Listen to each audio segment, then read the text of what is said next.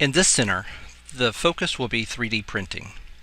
Now, we don't have time to learn 3D printing techniques during this short session, but we do want you to have a chance to take a look at some 3D objects and then consider how that's impacting education.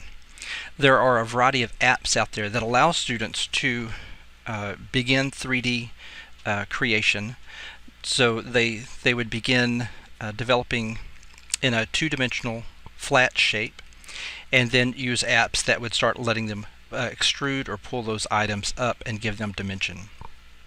As you can see from the table, a variety of things that you have, they can be very fun and whimsy, or it can be very utilitarian.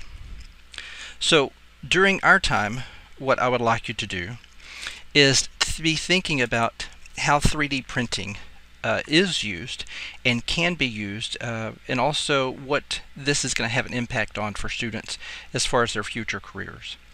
Even something as fun as like the guitar that's on the screen there really takes a lot of mathematics and a lot of thinking and design that goes into it. And then if the students are wanting to make it or designing it from scratch, they're also going to have to learn about the music and the distance and the theory behind where everything should be placed. So even though something may not in and of itself we would say, oh, well, that doesn't connect to math standards, or that doesn't connect to science standards, doesn't mean that it's irrelevant. It still has a lot of critical thinking that goes in behind it and draws on a lot of different concepts that the students are having to use and starting to think abstractly. So after you take a look at some of the 3D printed objects, and if you have any experience with 3D printing, feel free to share with your cohort in your group.